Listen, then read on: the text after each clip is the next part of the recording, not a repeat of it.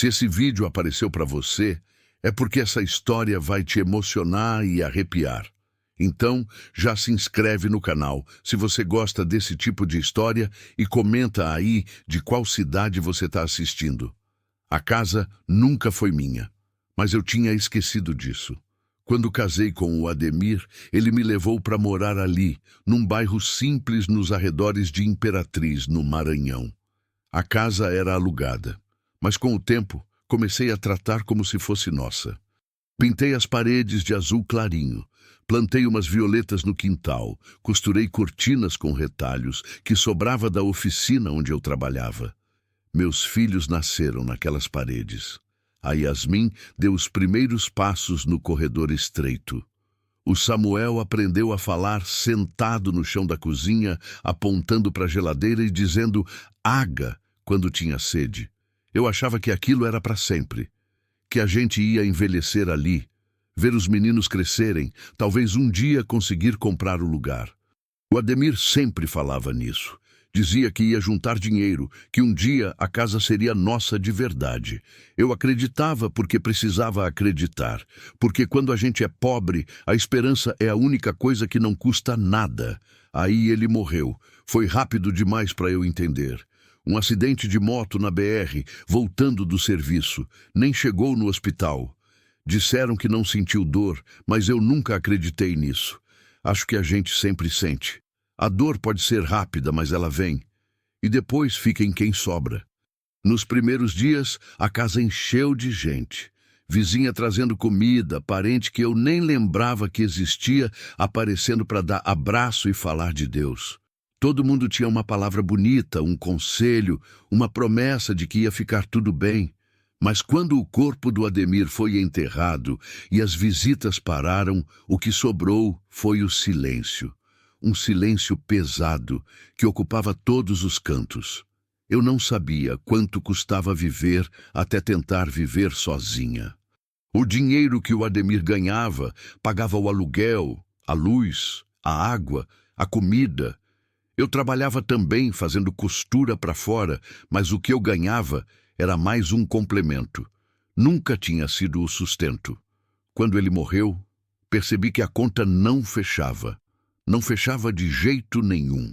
Tentei costurar mais, aceitar mais encomendas, virar noites terminando vestidos de festa e consertando calças. Mas não era suficiente. Nunca era suficiente. O aluguel atrasou no primeiro mês, depois no segundo. O dono da casa mandou recado pela imobiliária. Eu pedi mais tempo, expliquei a situação, tentei negociar. Ele disse que sentia muito, mas que negócio era negócio. No terceiro mês veio o despejo. Não foi violento, não teve grito, nem polícia quebrando porta. Foi pior que isso. Foi educado, burocrático, inevitável. Um homem de camisa social me entregou um papel dizendo que eu tinha 10 dias para sair. Agradeceu pela compreensão e foi embora. Eu fiquei ali, segurando aquele papel, sentindo o chão sumir debaixo dos meus pés. Como é que eu ia explicar isso para os meus filhos? Yasmin tinha 7 anos. Samuel tinha 4. Eles ainda não entendiam direito o que tinha acontecido com o pai. Perguntavam quando ele ia voltar, se ele estava no céu mesmo, se dava para ir visitar. Eu não sabia responder. Só abraçava e dizia que a gente ia ficar bem, que a mamãe estava ali, que nada ia faltar. Mas agora ia faltar. Ia faltar tudo. Juntei as coisas que dava para levar. Não era muita coisa. Roupa, alguns brinquedos, panelas velhas, o colchão de casal onde eu e o Ademir dormimos por 7 anos. Deixei os móveis porque não tinha como carregar. Deixei as cortinas que eu tinha costurado. Deixei as violetas do quintal. Deixei a casa que nunca foi minha, mas que era a única coisa que os meus filhos conheciam como lar. A primeira noite fora dali foi na casa da minha prima Joelma. Ela morava num cômodo pequeno com o marido e 2 filhos. Não tinha espaço, mas ela abriu a porta mesmo assim. Disse que a gente podia ficar uns dias até eu me organizar. Eu agradeci com a voz embargada e prometi que ia ser rápido. Não foi. Dormi no chão da sala com as crianças. Yasmin se encolheu do meu lado, segurando minha blusa. Samuel chorou baixinho antes de dormir, perguntando se a gente ia voltar para casa. Eu menti. Disse que sim. Disse que era só por uns dias. Ele acreditou porque criança acredita na mãe. Eu fiquei acordada a noite inteira, olhando o teto rachado, sentindo o peso do mundo em cima do peito. Depois de uma semana, a Joelma começou a dar sinais de que a gente precisava sair. Não foi direta, porque ninguém nunca é quando o assunto é desconforto.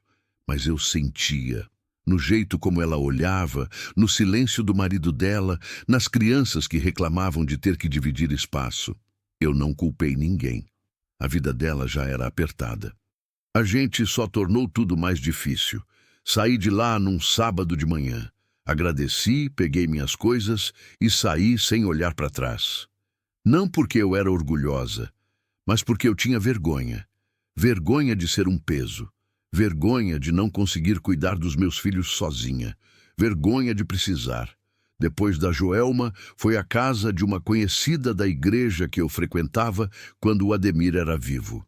Ela disse que podia deixar as crianças dormirem lá por 2 noites. Eu dormi na rua, sentada numa praça, esperando o sol nascer. Depois foi à casa de outra pessoa. E outra. Cada vez ficava menos tempo. Cada vez tinha menos gente disposta a ajudar. Até que não teve mais ninguém. Foi numa quarta-feira que eu entendi que tinha chegado no fundo. Passei o dia andando pela cidade com as crianças. Yasmin reclamava que o pé doía. Samuel queria comer. Eu não tinha dinheiro, não tinha para onde ir, não tinha resposta para dar. Sentei num banco de praça e deixei as lágrimas caírem. Não dava mais para segurar. Yasmin sentou do meu lado e segurou minha mão. Mãe, a senhora está chorando por causa da gente? A voz dela era pequenininha, cheia de medo. Eu limpei o rosto rápido e forcei um sorriso. Não, meu amor, a mamãe está chorando porque está cansada, mas vai passar. Ela não acreditou. Eu vi nos olhos dela e aquilo doeu mais que tudo. Naquela noite, dormimos embaixo de uma marquise. Eu deitei o colchão velho no chão, botei as crianças para dormir uma de cada lado e fiquei ali, acordada, olhando o movimento escasso da rua. Gente passava e desviava o olhar. Ninguém perguntava se a gente estava bem. Ninguém oferecia nada. A gente tinha virado invisível. No dia seguinte, quando o sol nasceu e queimou a vergonha do meu rosto, eu tomei uma decisão. Não dava mais para continuar daquele jeito. Eu precisava de ajuda. Ajuda de verdade. E eu sabia onde buscar, mesmo que isso custasse um pedaço da minha dignidade. Vesti a roupa menos suja que eu tinha, arrumei o cabelo das crianças, lavei o rosto deles com a água de uma torneira pública e caminhei até a prefeitura. Cada passo era pesado, cada passo era uma derrota, mas eu não podia mais pensar em mim. Eu precisava pensar neles. Quando entrei naquele prédio, com uma criança na mão e outra nos braços, eu não sabia que aquele dia ia mudar tudo. Não sabia que ia ser filmada. Não sabia que minha dor ia virar conteúdo. Não sabia que aceitar ajuda ia custar mais do que eu imaginava.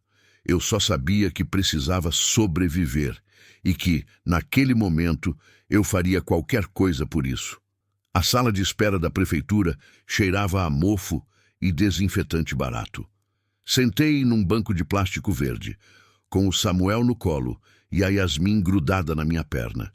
Havia outras pessoas ali, esperando também. Uma senhora idosa com uma sacola rasgada no colo. Um homem de boné sujo, olhando para o chão. Uma mulher grávida, a barriga grande esticando a blusa desbotada. Todos tinham a mesma expressão, cansaço misturado com esperança fraca, aquela que a gente carrega quando não resta mais nada. Ninguém olhava nos olhos de ninguém. Era como se a necessidade fosse contagiosa, como se olhar para o outro fosse admitir que a gente também estava ali por desespero. Eu tentei não pensar nisso. Tentei não pensar em como tinha chegado até ali. Só segurei meus filhos mais perto e esperei meu nome ser chamado. Samuel estava inquieto. Ele tinha acordado chorando de fome. Eu tinha dado a ele o último pedaço de pão que sobrou da doação de 2 dias atrás, mas não foi suficiente. Nunca era suficiente. Yasmin estava quieta demais, aquele tipo de silêncio que criança só tem quando já desistiu de pedir. Ela olhava para as paredes descascadas da prefeitura com os olhos vidrados, perdidos em algum lugar que eu não conseguia alcançar. Mãe, a gente vai conseguir comida hoje? A voz dela saiu baixinha, quase um sussurro. Engoli seco. Vai, minha filha, a mamãe está aqui para isso. Ela assentiu, mas não pareceu convencida. Eu também não estava.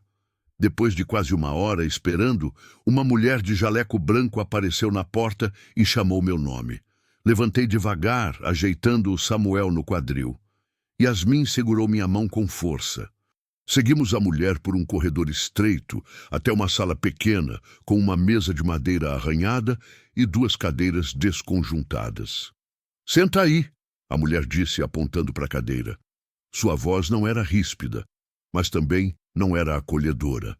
Era neutra, profissional, cansada. Ela devia ver gente como eu todos os dias, gente quebrada, pedindo migalhas. Sentei. Yasmin ficou em pé do meu lado, a mãozinha ainda agarrada na minha. O Samuel se mexeu no meu colo, reclamando baixinho. A mulher abriu uma pasta e pegou uma caneta. Nome completo? Respondi. Ela anotou. Endereço? Silêncio. Ela levantou os olhos da prancheta e me encarou. Endereço? Eu não tenho endereço no momento.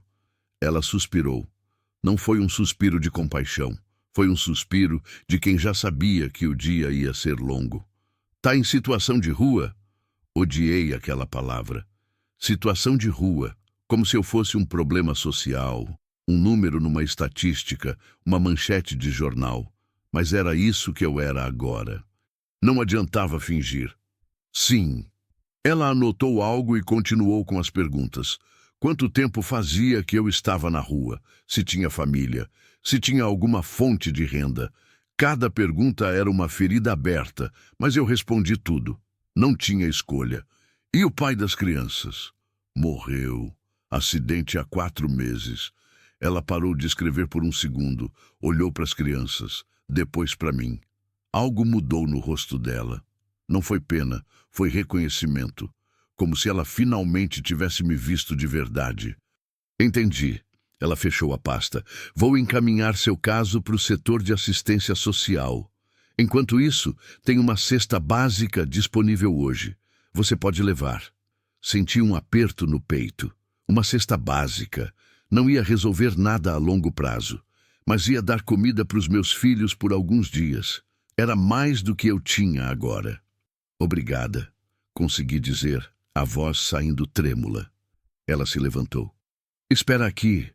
Vou buscar. Ficamos sozinhas na sala.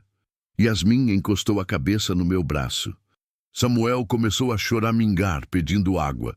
Eu não tinha. Balancei ele devagar, cantarolando baixinho uma música que minha mãe costumava cantar para mim quando eu era criança. Ele se acalmou um pouco, mas continuou inquieto. Alguns minutos depois, a mulher voltou com outra pessoa. Um homem de camisa social azul, bem passada, com um sorriso largo no rosto. Ele carregava uma cesta grande, cheia de pacotes. Arroz, feijão, óleo, macarrão, açúcar, comida. Comida de verdade. Bom dia, ele falou alto demais, a voz cheia de energia. A senhora é a Luciana, certo? Assenti, sem entender por que ele estava tão animado. Que bom! A gente está muito feliz em poder ajudar.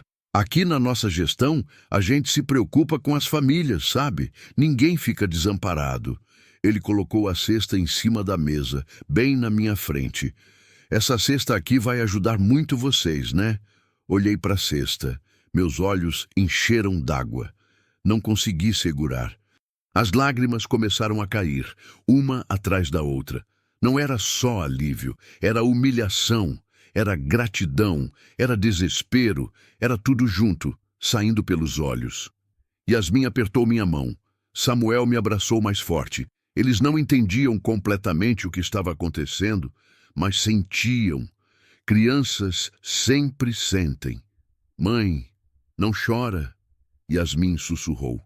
A vozinha dela quebrada. Tentei limpar o rosto, mas as lágrimas não paravam.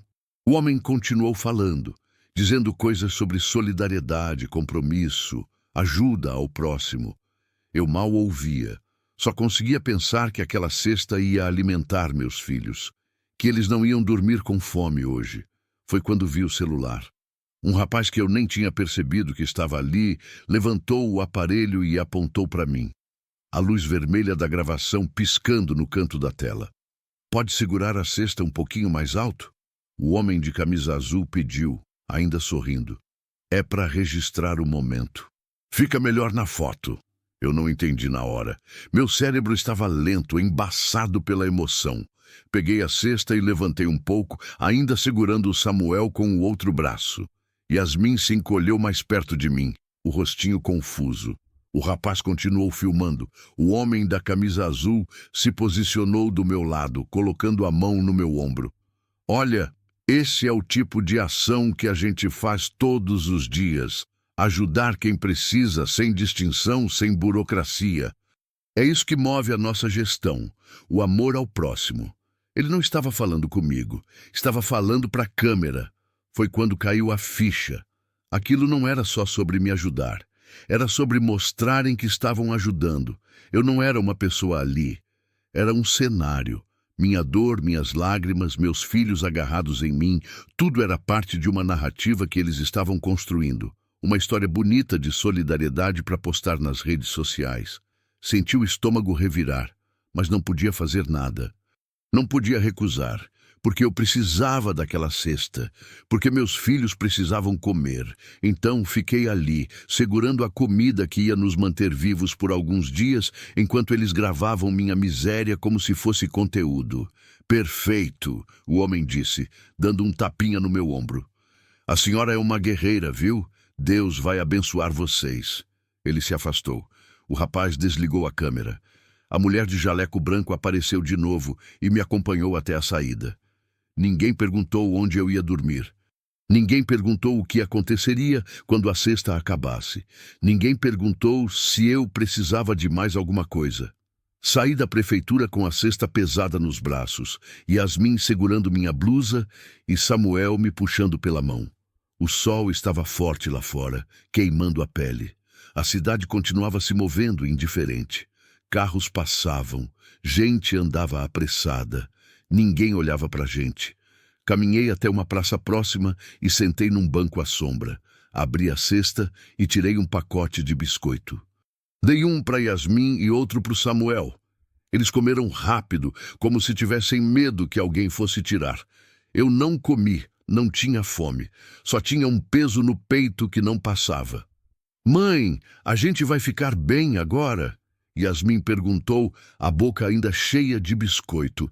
Olhei para ela, para o rostinho magro, para os olhos fundos, para o cabelo embaraçado que eu não conseguia arrumar direito porque não tínhamos onde tomar banho. Olhei para o Samuel, que já tinha terminado o biscoito e pedia mais. A gente vai ficar bem, menti de novo. Porque era isso que mães faziam. Mentiam para proteger os filhos. Mentiam porque a verdade era pesada demais para uma criança carregar. Naquela tarde, enquanto as crianças brincavam na praça com gravetos e pedras, eu fiquei ali sentada, olhando o movimento da cidade e pensando no que tinha acontecido. Pensando no homem de camisa azul e no celular gravando. Pensando que minha dor tinha virado propaganda. Não sabia ainda, mas no dia seguinte o vídeo estaria circulando, e minha vida, que já era difícil, ia ficar ainda mais complicada, porque tem coisas que a gente aceita por necessidade, mas que depois voltam para cobrar um preço que a gente não sabia que ia ter que pagar. O vídeo apareceu no dia seguinte, enquanto eu tentava encontrar um lugar para a gente passar a noite. Eu não vi logo de cara. Não tinha celular, tinha vendido o meu 2 semanas antes para comprar comida. Também não ficava olhando rede social porque isso era luxo de quem tinha tempo e estrutura. Eu só sabia andar, procurar, sobreviver. Mas a cidade é pequena e notícia de pobre vira entretenimento rápido. Foi na padaria que eu soube. Tinha entrado ali para perguntar se sobrava pão velho, aquele que eles iam jogar fora no fim do dia. Já tinha feito isso antes em outros lugares. Alguns donos davam, outros mandavam embora com cara feia. Era uma roleta russa de humilhação, mas quando a fome aperta, orgulho não alimenta ninguém. O dono da padaria era um homem gordo, de avental sujo de farinha. Ele estava atrás do balcão quando entrei, com as crianças cansadas me seguindo. Yasmin arrastava os pés. Samuel estava no meu colo, a cabeça pesada no meu ombro. A gente devia parecer exatamente o que éramos, destroços humanos tentando se manter de pé. "Bom dia", comecei, a voz baixa. "O senhor tem algum pão que sobrou de ontem? Qualquer coisa serve. Eu posso pagar na próxima semana quando... Você... Ele me interrompeu dos olhos arregalados. "Você é aquela mulher do vídeo." Gelei. "Que vídeo?" Ele pegou o celular que estava no balcão e virou a tela para mim. "Esse aqui. Tá todo mundo comentando. Olha aí." Era eu. Meu rosto encharcado de lágrimas, os olhos vermelhos, a expressão de quem tinha chegado no fundo do poço. Eu estava segurando a cesta básica, com o Samuel agarrado em mim e a Yasmin encolhida do meu lado. O homem de camisa azul estava ao meu lado, o sorriso largo, a mão no meu ombro como se fôssemos velhos conhecidos. A legenda dizia: "Nossa gestão não abandona ninguém. Hoje ajudamos mais uma família em situação de vulnerabilidade. Juntos somos mais fortes." Tinha milhares de visualizações, centenas de comentários, corações, emojis de mãos rezando, pessoas dizendo "que lindo, Deus abençoe, parabéns pela iniciativa." Mas também tinha outros comentários. Gente dizendo que era tudo armação, gente dizendo que eu era preguiçosa, que devia procurar emprego em vez de pedir esmola. Gente dizendo que mulher que não consegue cuidar dos filhos não devia ter filhos. Senti meu corpo inteiro tremer, não de raiva, de vergonha, uma vergonha profunda que queimava por dentro, que fazia eu querer desaparecer. "É você mesmo, né?" O homem da padaria perguntou, ainda olhando para a tela. Agora tinha outras pessoas na loja olhando também. Uma mulher de cabelo pintado sussurrou algo para o marido. 2 adolescentes riram baixinho no canto. Eu queria mentir, queria dizer que não, que era outra pessoa, que ele estava enganado. Mas como negar quando minha cara estava ali, escancarada para a cidade inteira ver? "É", admiti, a voz quase sumindo. O silêncio foi pior que qualquer palavra. Todos me olhavam agora, não com compaixão, com curiosidade mórbida, como se eu fosse um animal raro no zoológico. A mulher de cabelo pintado puxou a bolsa mais perto do corpo, como se eu fosse roubar. Os adolescentes continuaram rindo. O dono da padaria coçou a barriga. "Olha, eu sinto muito pela sua situação, mas não tenho pão velho hoje não. E se tivesse, ia dar para os cachorros lá de trás. Eles precisam comer também, né?" Entendi o recado. Não era sobre não ter pão. Era sobre não querer dar. Era sobre eu ser agora aquela mulher do vídeo. Aquela que apareceu chorando na internet. Aquela que virou piada, polêmica, assunto. Saí da padaria sem dizer nada. As crianças não entenderam o que tinha acontecido, mas sentiram minha atenção. Yasmin perguntou baixinho se a gente ia conseguir pão. Eu disse que sim, mas não sabia onde. Andamos pelas ruas durante horas. Cada vez que eu entrava em algum lugar, mercadinho, lanchonete, farmácia, as pessoas me reconheciam. Uns fingiam que não. Outros ficavam encarando. Uma mulher chegou perto e disse que tinha visto o vídeo, que achava muito triste, mas não ofereceu nada. Só ficou ali, olhando, como se esperasse que eu fizesse algo digno de ser filmado de novo. "A senhora é famosa agora?" Yasmin perguntou enquanto a gente atravessava uma rua movimentada. Ela tinha ouvido alguém comentar. "Não, minha filha, não sou famosa. Só... as pessoas me viram num vídeo. Que vídeo! Como explicar para uma criança de 7 anos que a dor da mãe dela tinha virado entretenimento? Como dizer que gente que nunca moveu um dedo para ajudar agora tinha opinião formada sobre como a gente devia viver? Um vídeo bobo, respondi. Esquece isso. Mas eu não conseguia esquecer. Cada olhar que cruzava comigo na rua parecia carregar julgamento. Cada sussurro que eu ouvia por perto parecia ser sobre mim. Eu tinha me tornado pública sem escolher isso. Minha miséria não era mais só minha, era de todo mundo, e todo mundo achava que tinha direito de opinar. No fim da tarde, quando o sol começou a se pôr e o calor deu uma trégua, eu encontrei um lugar para a gente sentar. Uma pracinha pequena, quase vazia, com uns bancos quebrados e um parquinho enferrujado. As crianças foram brincar no escorregador, mesmo que ele estivesse torto e perigoso. Elas precisavam de alguma alegria, mesmo que fossem coisas precárias. Eu sentei no banco e finalmente deixei o cansaço tomar conta. Meus pés latejavam, minhas costas doíam. Minha cabeça estava pesada de tanta coisa pensada e não resolvida. Fechei os olhos por um instante, tentando encontrar um segundo de paz. Com licença. Abri os olhos. Uma mulher estava parada na minha frente. Devia ter uns 50 anos, cabelos grisalhos presos num coque, roupa simples mas limpa. Ela segurava uma sacola plástica. Meu corpo inteiro se enrijeceu. Preparei-me para mais um sermão, mais uma opinião não pedida, mais alguém querendo tirar foto ou vídeo para provar que ajudou a mulher desesperada da internet. Eu vi o vídeo, ela disse. Claro que viu. Todo mundo viu. E vim te procurar. Meu coração acelerou. Procurar? Por quê? Para quê? Será que ela era jornalista? Alguma assistente social? Alguém da prefeitura querendo fazer outro vídeo? Não quero aparecer em mais nada. Falei rápido, a voz saindo mais dura do que eu pretendia. Não quero mais foto, mais vídeo, mais nada. Só quero ficar em paz. Ela balançou a cabeça. Não é isso. Eu não vim para te filmar nem nada do tipo. Ela estendeu a sacola para mim. Trouxe comida, fiz em casa hoje cedo. Tem arroz, feijão, frango. Ainda está quentinha. Olhei para a sacola como se fosse uma armadilha. Gente não fazia isso. Gente não aparecia do nada oferecendo comida sem querer nada em troca. Sempre tinha uma segunda intenção. Sempre tinha um celular escondido, uma câmera, um interesse. Por que você está fazendo isso? Perguntei desconfiada. Ela deu de ombros. Porque eu já passei fome, já dormi na rua, já fui aquela que todo mundo olhava com pena ou nojo, mas ninguém ajudava de verdade. Ela colocou a sacola no banco ao meu lado. E porque quando eu vi aquele vídeo fiquei com raiva, não de você, deles, de usarem sua dor para se promover. Isso não é ajuda, é exploração. Senti um nó na garganta.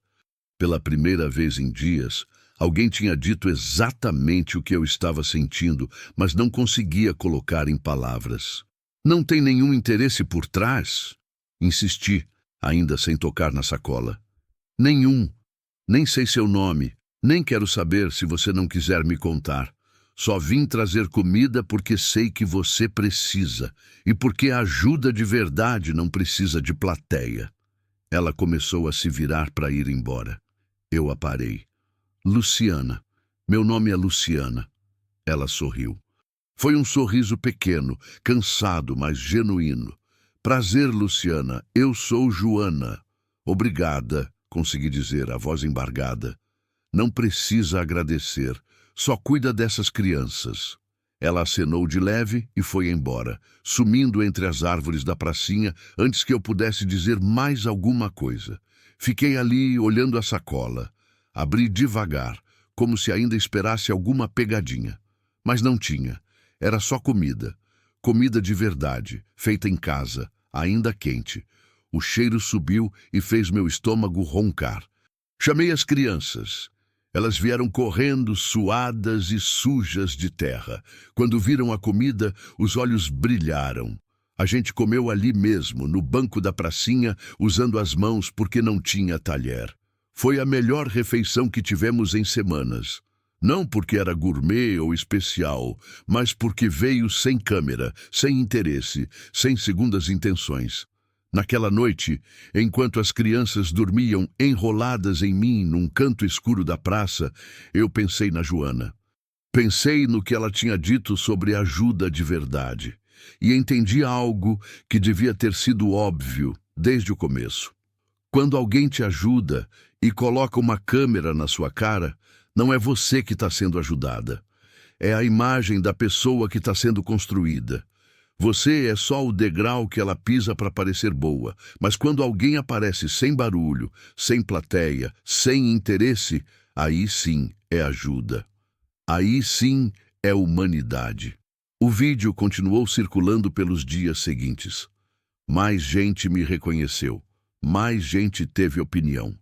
Uns quiseram ajudar de mentira só para aparecer também. Outros me julgaram sem saber de nada. A exposição foi me corroendo por dentro, fazendo eu me sentir nua, vulnerável, observada o tempo todo. Mas sempre que o desespero apertava demais, eu lembrava da Joana, da sacola de comida, do gesto sem plateia e me agarrava nisso para não desistir completamente de acreditar que ainda existia gente boa no mundo. Gente que ajudava porque era certo, não porque tinha a câmera ligada. A cidade inteira parecia conhecer meu rosto agora. Não importava para onde eu fosse, sempre tinha alguém me reconhecendo. Uns viravam o rosto, constrangidos, como se minha presença fosse incômoda demais para ser encarada de frente. Outros me encaravam abertamente, sem pudor, como se eu tivesse perdido o direito à privacidade no momento em que apareci naquele vídeo chorando. E tinha aqueles que vinham falar comigo, os piores de todos. Foi num sábado, 3 dias depois do vídeo, que as coisas ficaram ainda mais complicadas. Eu estava perto do mercado municipal, sentada na calçada com as crianças, tentando decidir o que fazer com as últimas moedas que tinha conseguido pedindo por ali. A cesta básica da prefeitura já estava pela metade. Eu racionava cada grão de arroz, cada colher de feijão, tentando fazer durar o máximo possível. Mas comida acaba, e fome não espera planejamento. Yasmin estava quieta do meu lado, desenhando no chão com um graveto. Ela tinha parado de perguntar sobre comida, sobre casa, sobre quando as coisas iam melhorar. Acho que ela entendeu, do jeito que crianças entendem, sem ninguém explicar, que eu não tinha respostas. Samuel estava mais agitado. Ele tinha só 4 anos e não entendia por que a vida tinha mudado tanto. Chorava mais, reclamava mais, perguntava pelo pai toda hora. Mãe, quando o pai volta? Ele tinha perguntado na noite anterior, antes de dormir na marquise onde a gente tinha se abrigado. Não volta, meu filho, já falei isso. Mas por quê? Porque ele está no céu. Mas ele não gostava da gente? A pergunta me partiu. Gostava, sim, muito. Mas às vezes as pessoas vão embora mesmo quando não querem. Ele ficou quieto depois disso, mas eu sabia que ele não tinha entendido. Como explicar morte para uma criança que mal entende a vida? Estava perdida nesses pensamentos quando uma mulher se aproximou. Ela era nova, devia ter uns 20 e poucos anos, roupa da moda, cabelo alisado, unhas feitas, segurava o celular na mão. Meu corpo inteiro se enrijeceu. Oi, você é a Luciana, né? A moça do vídeo? Ela falou com uma animação que me deixou enjoada. Não respondi. Só olhei para ela, esperando o pior. Eu vi seu vídeo e fiquei muito emocionada. Muito mesmo. Chorei horrores. Ela colocou a mão no peito, dramática. Sua história é tão triste. Queria te ajudar. Já tinha ouvido isso antes. 3 pessoas tinham dito a mesma coisa nos últimos dias. Nenhuma tinha ajudado de verdade. Uma tinha tirado foto comigo e postado nas redes sociais, dizendo que tinha feito sua parte. Outra tinha me dado R$ 5 e ficado esperando que eu agradecesse de joelhos. A terceira tinha me oferecido comida, mas só depois de gravar um vídeo dela mesma entregando, explicando para a câmera como ela era solidária e humana. Não preciso de ajuda, menti, a voz saindo fria. Ah, mas precisa sim. Todo mundo precisa de ajuda às vezes. Não é vergonha, não. Ela continuou sorrindo. Eu queria fazer uma coisa legal. Tô começando um canal no YouTube sobre histórias reais, sabe? E pensei em te entrevistar, contar sua história direito. Acho que vai tocar muita gente. E quem sabe alguém te ajuda de verdade depois, né? História real. Canal no YouTube. Entrevista. Cada palavra era uma facada. Não quero ser entrevistada. Ela piscou surpresa. Mas por quê? É de graça. Você não precisa pagar nada. E pode ajudar você a sair dessa situação. Às vezes é só uma questão de visibilidade, sabe? As pessoas veem, se comovem, e aí eu disse que não quero. Falei mais alto dessa vez, firme. Não quero aparecer em vídeo. Não quero que ninguém conte minha história.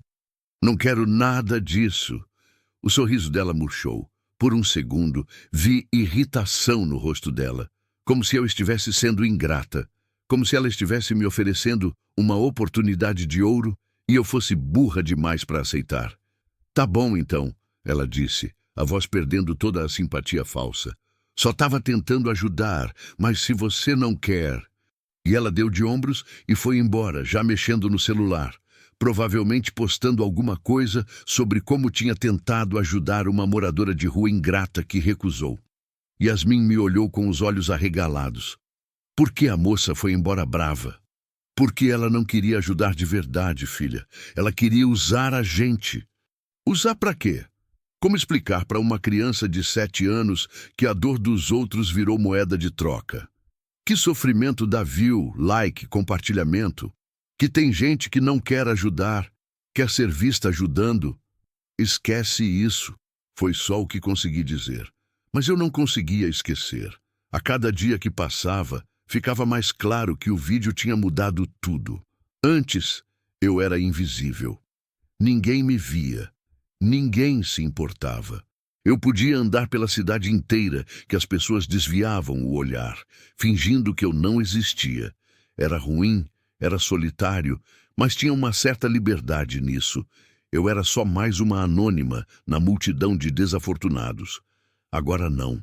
Agora eu tinha rosto, tinha nome, tinha história. E todo mundo achava que tinha direito de opinar sobre como eu devia viver, o que eu devia fazer, porque eu estava naquela situação. No dia seguinte, domingo, eu estava perto da igreja matriz, esperando o povo sair da missa para ver se alguém dava alguma coisa. Isso era uma estratégia que eu tinha aprendido. Gente que sai da igreja geralmente está com o coração mais amolecido, mais disposta a ajudar. Nem sempre funcionava, mas às vezes dava certo. As portas se abriram e o povo começou a sair. Famílias bem vestidas, crianças de roupa de domingo, homens de terno mesmo com o calor infernal. Eu fiquei ali quieta, tentando não chamar muita atenção, só esperando alguém se aproximar. Foi quando vi ela, uma mulher alta, de vestido branco, cabelo preso num rabo de cavalo, óculos escuros cobrindo metade do rosto. Ela vinha na minha direção com passos decididos. Ao lado dela, um homem que devia ser o marido, segurando a mão de uma menina pequena. Você! A mulher apontou para mim. A voz era alta, chamando atenção. Você é aquela do vídeo. As pessoas ao redor pararam, olharam. Formou-se um pequeno círculo de curiosos. Eu quis sumir, quis me enterrar no chão e desaparecer. Eu vi o que você fez. Ela continuou, chegando mais perto. Vi você chorando na prefeitura, recebendo aquela cesta, fazendo aquela cena toda. Cena. Ela tinha chamado aquilo de cena. E sabe o que eu acho? Ela tirou os óculos escuros, me encarando com olhos duros, cheios de julgamento. Acho que você é uma aproveitadora. Uma mulher vagabunda que não quer trabalhar e prefere ficar pedindo esmola por aí. Você tem 2 braços, 2 pernas. Por que não vai procurar um emprego em vez de ficar se fazendo de coitada? Senti o sangue subir. As mãos tremeram. Yasmin se escondeu atrás de mim, assustada. Samuel começou a chorar baixinho. A senhora não sabe nada da minha vida. consegui dizer, a voz saindo trêmula, mas firme. Não sabe nada do que eu passei. Sei sim, tá tudo no vídeo. Você perdeu o marido. E daí, um monte de gente perde marido e não fica por aí pedindo esmola. Um monte de gente levanta, vai à luta, trabalha, mas você não. Você preferiu fazer drama na prefeitura para ganhar cesta básica e virar vítima na internet. As pessoas ao redor cochichavam. Umas concordavam com ela, outras pareciam desconfortáveis, mas não falavam nada. Ninguém me defendeu. Eu procurei trabalho. Falei, a voz saindo mais alta agora, carregada de uma raiva que eu vinha segurando há dias. Procurei todo dia. Bati em porta de loja, de restaurante, de escritório. Ofereci meu trabalho de costura. Perguntei se precisavam de faxineira, de cozinheira, de qualquer coisa. E sabe o que eu ouvi? Que eu não tinha experiência, que eu não tinha referência, que eu não tinha endereço fixo para colocar na ficha. Como é que eu arrumo emprego sem endereço? Como é que eu vou trabalhar se não tenho onde deixar meus filhos? Como é que eu sobrevivo enquanto espero o primeiro pagamento se eu não tenho onde morar? Ela revirou os olhos. Desculpa esfarrapada. Todo mundo arruma desculpa. Mas quem quer trabalhar de verdade consegue. A senhora tem casa? Perguntei, dando um passo na direção dela. Tem comida todo dia? Tem onde tomar banho? Tem onde deixar seus filhos em segurança enquanto vai trabalhar? Tem roupa limpa para ir numa entrevista? Tem telefone para receber ligação de emprego? Tem endereço para colocar numa ficha? Ela ficou calada por um instante. Depois cruzou os braços. Isso não vem ao caso. Vem sim. A senhora tem tudo isso. E mesmo assim acha fácil julgar quem não tem nada. É fácil falar que é só ir trabalhar quando a senhora nunca precisou procurar emprego estando suja, com fome, com filho doente no colo. É fácil falar de esforço quando a senhora nunca teve que escolher entre comer ou guardar comida para os filhos. O silêncio caiu pesado. As pessoas continuavam olhando. A mulher abriu a boca para responder, mas não saiu nada. Ela colocou os óculos de volta, pegou a mão da filha e saiu andando rápido, o marido atrás dela, sem dizer mais nada. Eu fiquei ali, tremendo, o coração batendo descompassado. Yasmin me abraçou pela cintura. Samuel continuava chorando. As pessoas aos poucos foram se dispersando, voltando para suas vidas perfeitas, para os seus almoços de domingo, para suas casas com água quente e camas limpas. Uma senhora idosa se aproximou antes de ir embora. Ela colocou uma nota de R$ 10 na minha mão e apertou meus dedos com carinho. Você está certa, filha. Não deixa ninguém te fazer sentir menos por estar precisando de ajuda. Que Deus te abençoe. Foi só isso. Mas foi mais do que qualquer discurso bonito, porque veio sem julgamento, sem lição de moral. Só veio. Naquela tarde, sentada numa pracinha longe da igreja, dividindo um pão com as crianças, eu pensei em tudo o que tinha acontecido. Pensei no vídeo que não parava de circular. Pensei nas pessoas que me reconheciam, nas que queriam me usar, nas que me julgavam, nas poucas que realmente ajudavam. E entendi que o pior da exposição não era ser vista, era ser vista errado. Era ter minha história contada por outros. Era ter gente achando que conhecia minha vida porque viu um vídeo de 2 minutos. Era ser reduzida a uma narrativa simples, quando minha vida era complicada, cheia de nuances, cheia de dor que não cabia em legenda de Instagram. Mãe, por que aquela moça foi ruim com a gente? Yasmin perguntou, a voz baixinha. Porque tem gente que não entende, filha. Tem gente que olha pra gente e só vê o que quer ver. E o que ela vê? Pensei na resposta. Ela vê preguiça onde tem exaustão. Vê comodismo onde tem desespero.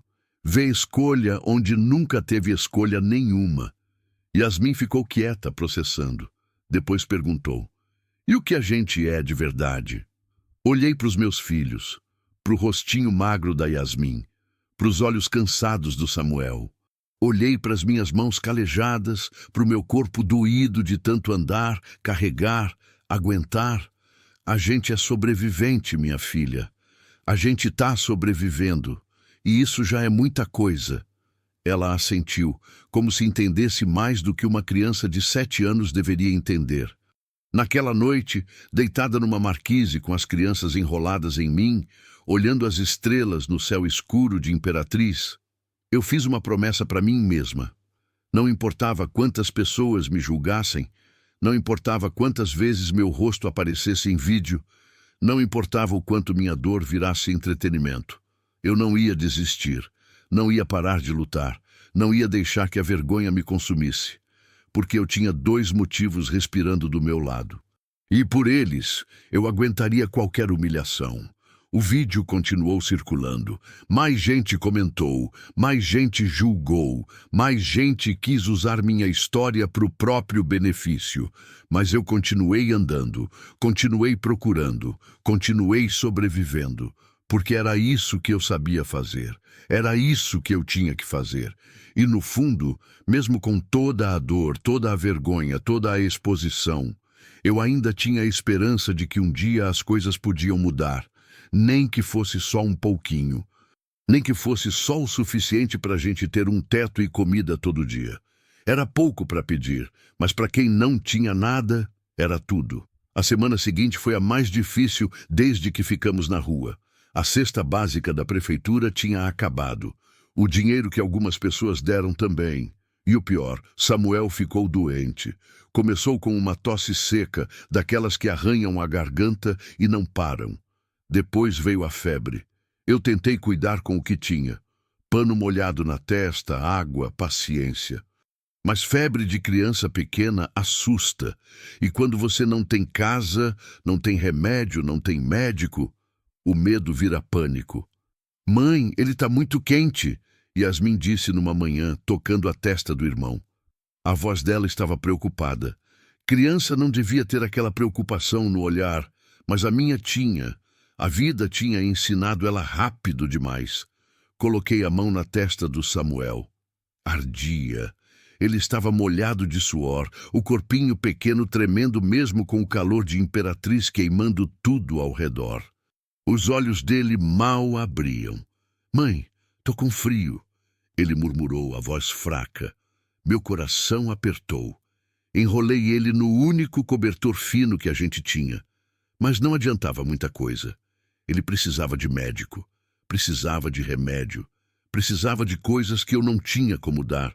Peguei ele no colo, peguei a mão da Yasmin e comecei a andar. Não sabia bem para onde, mas sabia que precisava fazer alguma coisa. O posto de saúde ficava do outro lado da cidade, longe demais para ir a pé com uma criança doente nos braços. Mas não tinha outro jeito. Andamos durante quase 1 hora. O sol batia forte nas nossas cabeças. Yasmin reclamou que estava com sede. Samuel gemia baixinho, o corpo pesado e quente contra o meu peito. Minhas pernas tremiam de cansaço, mas eu não podia parar. Mãe não para quando o filho precisa. Quando finalmente chegamos no posto, a fila estava enorme. Dezenas de pessoas esperando, sentadas no chão, encostadas na parede, ocupando cada centímetro de sombra disponível. Peguei uma senha e sentei no chão com as crianças. Samuel estava quase desmaiando no meu colo. Yasmin se encolheu do meu lado, quieta, cansada. Esperamos 3 horas.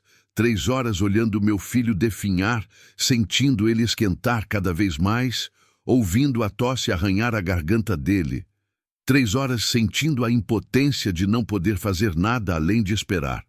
3 horas vendo outras pessoas reclamarem da demora enquanto eu só rezava para que chegasse logo nossa vez. Quando finalmente chamaram nosso nome, levantei com dificuldade. As pernas dormentes, as costas doendo de ficar tanto tempo no chão.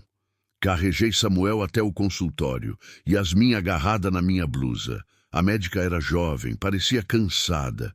Ela olhou para o Samuel, mediu a febre, ouviu os pulmões com o estetoscópio, franzindo a testa o tempo todo. Ele está com uma infecção respiratória, ela disse escrevendo algo no papel. Precisa tomar antibiótico. Vou passar a receita. Receita. remédio que precisava comprar. Doutora, comecei, a voz já falhando. Eu não tenho como comprar o remédio agora. Não tenho dinheiro. Ela levantou os olhos do papel.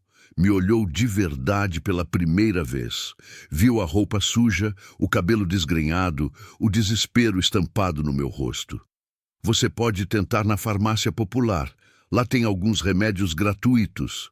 E se não tiver esse? Ela ficou quieta por um instante. Depois suspirou.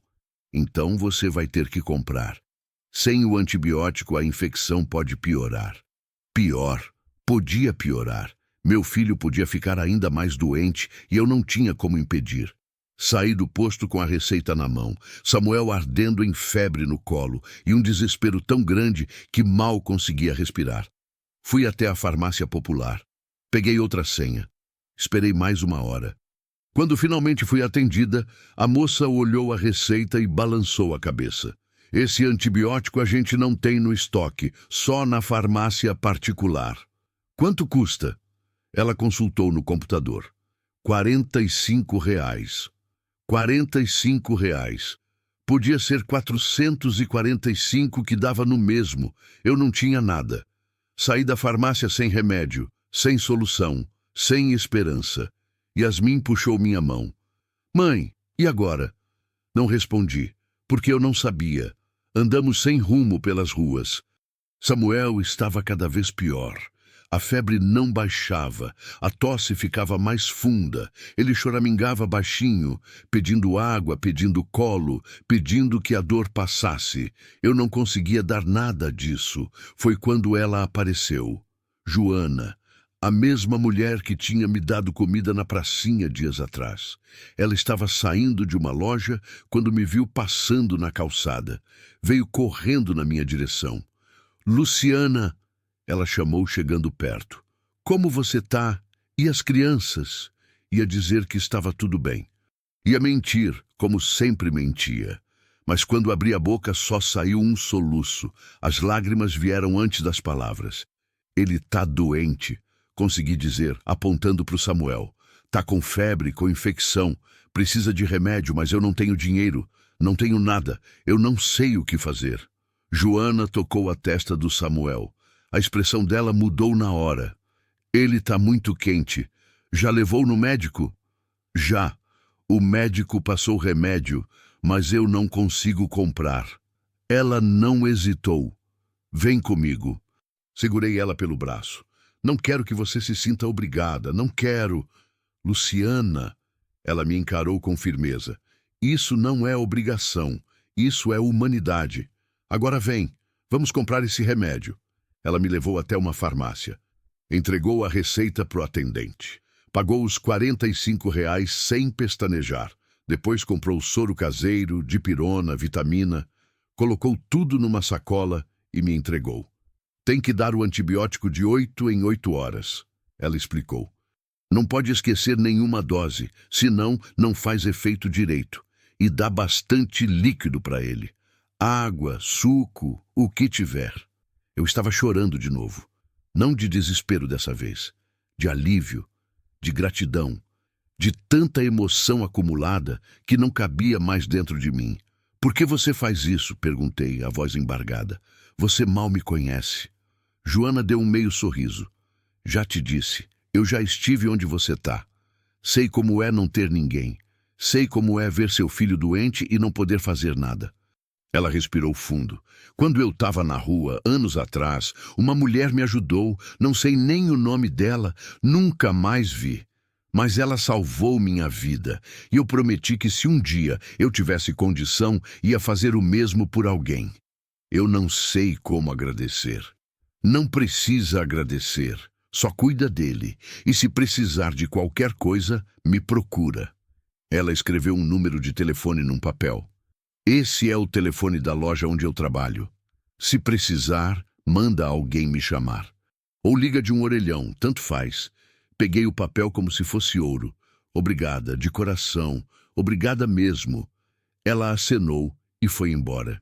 Simples assim, sem esperar reconhecimento, sem tirar foto, sem postar nas redes sociais.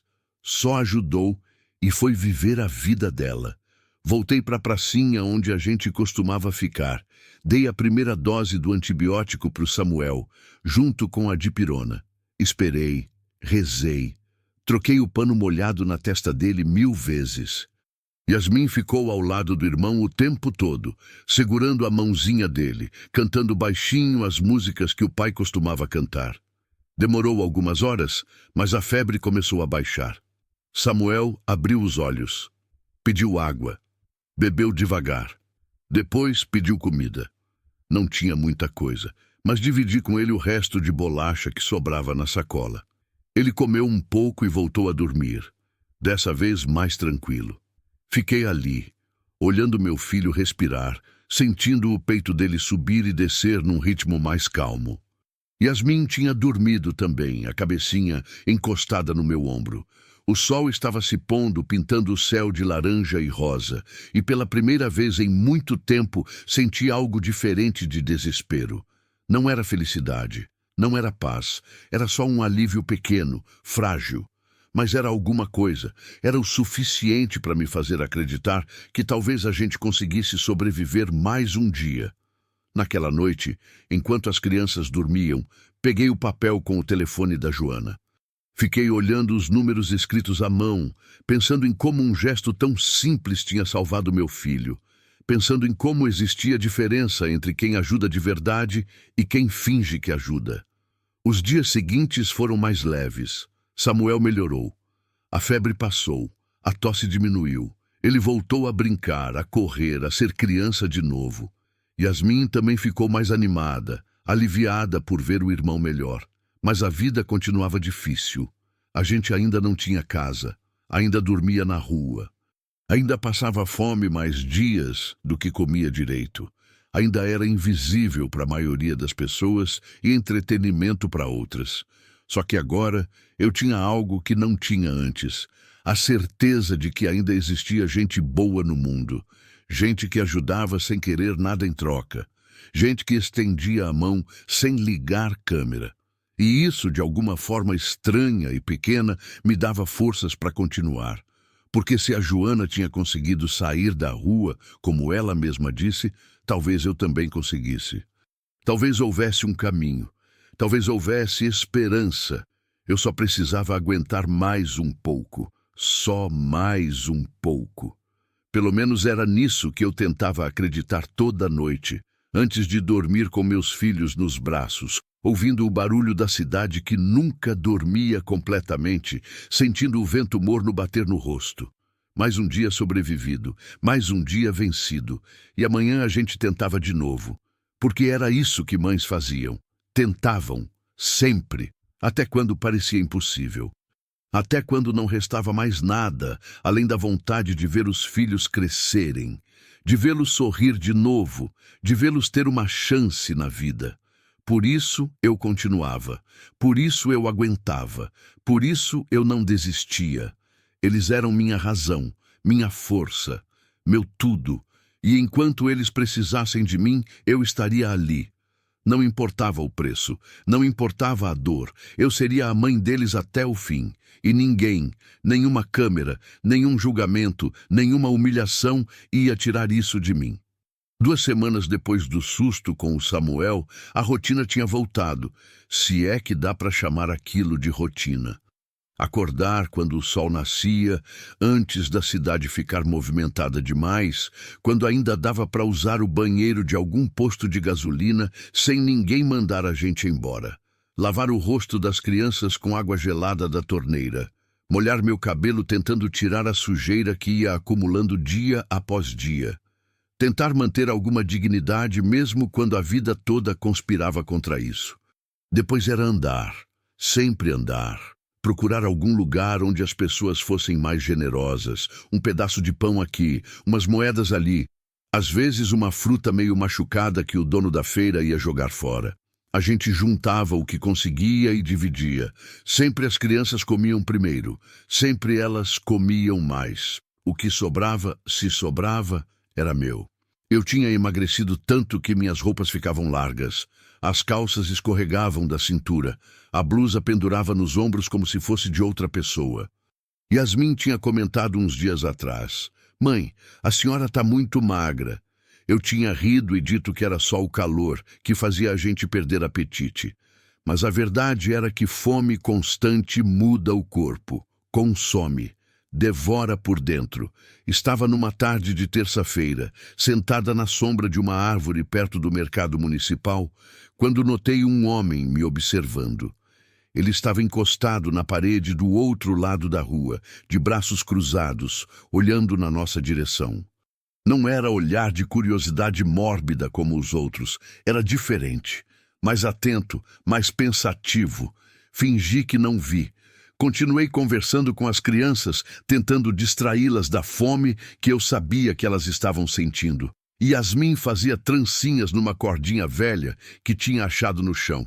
Samuel brincava com um carrinho quebrado, só as rodas, fazendo barulho de motor com a boca. O homem atravessou a rua e veio na nossa direção. Meu corpo inteiro ficou tenso. Agarrei as crianças mais perto de mim instintivamente. Já tinha aprendido que quando o homem sozinho se aproxima de mulher na rua com crianças, raramente é por boas intenções. Boa tarde, ele disse, parando a uns 2 metros de distância.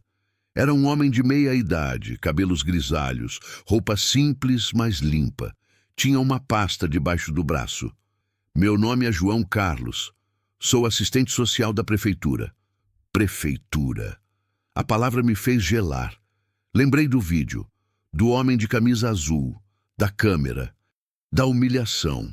Não quero aparecer em mais vídeo nenhum. Falei rápido, a voz saindo mais dura do que eu pretendia. Ele levantou as mãos num gesto de paz.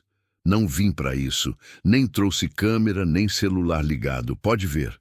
Ele mostrou os bolsos vazios. Vim porque vi seu caso. Vi o vídeo, sim, mas não foi por isso que vim. Foi porque percebi que você realmente precisa de ajuda. Ajuda de verdade, não de propaganda. Todo mundo diz isso, respondi desconfiada. E no fim, sempre tem algum interesse. Ele assentiu, como se entendesse. Tem razão em desconfiar. Depois do que fizeram com você, eu desconfiaria também. Ele abriu a pasta e tirou alguns papéis. Mas eu trabalho com isso há 15 anos. Já ajudei muitas famílias em situação de rua a conseguir moradia, emprego, documentos. Não faço isso para aparecer. Faço porque é meu trabalho e porque acho que todo mundo merece uma chance. Olhei para os papéis na mão dele. Não conseguia ler de longe o que estava escrito. O que é isso? Informações sobre programas sociais que você pode ter direito. Bolsa Família, aluguel social, encaminhamento para abrigo temporário. Vim te oferecer ajuda para se inscrever nesses programas. Se você quiser, claro, ninguém é obrigado a nada. Yasmin puxou minha blusa. Mãe, o que é abrigo? É um lugar para dormir, minha filha. O homem respondeu antes que eu pudesse falar. Ele se abaixou para ficar na altura dela, o rosto gentil. Um lugar com cama, comida, banho, onde você e seu irmão podem ficar em segurança. Os olhos da Yasmin brilharam. A gente pode ir, mãe? Por favor. Senti o coração apertar. Minha filha de 7 anos implorando por um teto, por uma cama, por coisas básicas que toda criança devia ter sem precisar pedir. Não é tão simples assim, falei olhando para o homem. Já tentei ir em abrigo. Disseram que estava lotado, que tinha fila de espera, que eu tinha que esperar vaga.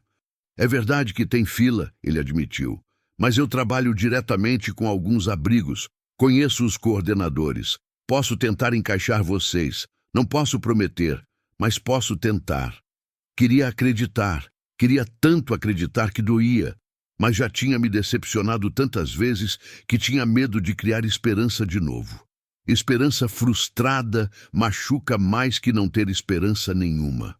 Por que eu deveria confiar no Senhor? Ele ficou quieto por um momento, pensando na resposta. Depois suspirou. Honestamente, você não tem motivo nenhum para confiar em mim. A gente acabou de se conhecer. Você não me conhece. Não sabe se eu sou sério ou se sou mais um querendo usar sua história. Ele guardou os papéis na pasta. Então vou fazer o seguinte. Vou te dar meu cartão. Tenho o telefone do meu escritório e meu celular. Você pensa, conversa com suas filhas, decide se quer tentar. Se quiser, me liga. Se não quiser, sem problema. A escolha é sua. Ele estendeu um cartão. Peguei devagar, ainda desconfiada. Era um cartão simples, branco, com nome, telefones e o brasão da prefeitura impresso. E se eu ligar e o senhor não atender? Se for mais uma promessa falsa? Se eu não atender, insiste, liga de novo, manda mensagem. Aparece no meu escritório pessoalmente. Eu trabalho de segunda a sexta, das 8 às 5. Endereço tá no cartão. Ele se levantou. Olha, Luciana, posso te chamar de Luciana? Assenti. Eu sei que você já passou por muita coisa. Sei que desconfiança é defesa, mas também sei que você não pode continuar assim para sempre. Não com 2 crianças pequenas, tá ficando cada vez mais quente, logo vem as chuvas. Dormir na rua com chuva é perigoso, as crianças podem ficar doentes de novo. Você pode ficar doente, e aí como é que fica? Ele tinha razão. Eu sabia disso. Sabia que a gente não ia aguentar muito mais tempo daquele jeito. Sabia que cada dia na rua era um risco. Um acidente esperando para acontecer. Vou pensar, foi tudo que consegui dizer. Tudo bem, pensa com calma. Ele começou a se virar para ir embora, mas parou. Ah, e Luciana, uma última coisa. Sei que o vídeo da prefeitura te machucou. Sei que foi exploração. E sei que o rapaz que fez aquilo não tá nem aí para você. Só queria aparecer bonito nas redes sociais. Ele me encarou sério. Mas não deixa que isso te impeça de aceitar ajuda de verdade. Nem todo mundo é igual. Tem gente que realmente quer ajudar. Só precisa dar uma chance. Ele foi embora. Eu fiquei ali, segurando o cartão, sentindo o peso dele na minha mão. Um pedaço de papel que podia mudar tudo. Ou podia ser só mais uma decepção. Mãe, a gente vai ligar para ele? Yasmin perguntou, esperançosa. Não sei ainda, filha. Mas ele disse que tem lugar para dormir, com cama e comida. A voz dela estava carregada de uma vontade tão grande que partia meu coração. Samuel puxou minha blusa. Eu quero cama, mãe. Meu corpo dói de dormir no chão. Olhei para os meus filhos, para os rostinhos magros, para os olhos cansados, para os corpinhos pequenos que mereciam tanto mais do que eu estava conseguindo dar. Olhei para o cartão na minha mão, para as letras impressas, para o telefone, para o endereço. Dobrei o cartão com cuidado e guardei no bolso da calça. A gente vai pensar, tá bom? Vou decidir o que fazer. Mas no fundo, eu já tinha decidido. Porque não tinha escolha. Porque meus filhos mereciam uma chance. Porque eu precisava tentar, mesmo com medo de me decepcionar de novo. Naquela noite, deitada na marquise onde a gente tinha dormido nas últimas noites, com as crianças enroladas em mim, peguei o cartão de novo. Fiquei olhando para ele na pouca luz que vinha dos postes da rua. João Carlos, assistente social. 2 telefones. 1 endereço. Yasmin se mexeu no sono e murmurou. Cama. Foi o que me decidiu. No dia seguinte, de manhã cedo, assim que consegui deixar as crianças brincando na pracinha, fui até um orelhão. Tinha algumas moedas que uma senhora tinha me dado no dia anterior. Coloquei uma na fenda, disquei o número do celular que estava no cartão. Tocou 3 vezes. Meu coração batia descompassado. Ia desligar quando ele atendeu. Alô? Alô? É o João Carlos? Sim, sou eu. Quem fala? É a Luciana. A gente conversou ontem perto do mercado. Houve uma pausa. Depois, Luciana, que bom que você ligou. Eu estava torcendo para você ligar. Eu quero tentar, quero aceitar a ajuda pelos meus filhos. Ótimo, ótimo mesmo. A voz dele estava animada, mas sem ser exagerada. Era uma animação contida, profissional. Olha, hoje de tarde eu consigo te atender. Tem como você vir aqui no escritório às 3 horas? A gente conversa direito. Eu te explico todos os programas disponíveis. A gente vê qual faz mais sentido para o seu caso. Posso ir. Onde é? Ele me deu o endereço. Anotei na memória porque não tinha onde escrever. E Luciana, e traz os documentos seus e das crianças, se você tiver. Certidão de nascimento, RG, CPF. Se não tiver, a gente resolve isso também. Mas se tiver, facilita. Eu tenho, tá tudo numa pasta que eu carrego. Era uma pasta velha de plástico, já rasgada nas pontas, mas onde eu guardava tudo que era importante.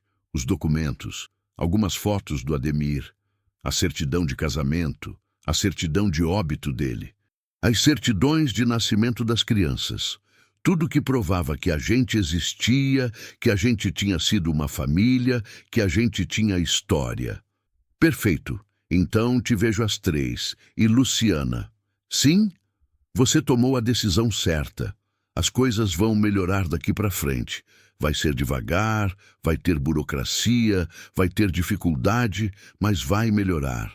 Pode acreditar. Desliguei o telefone com a mão tremendo. Voltei para a pracinha onde as crianças estavam. Elas vieram correndo quando me viram. E aí, mãe? Ligou?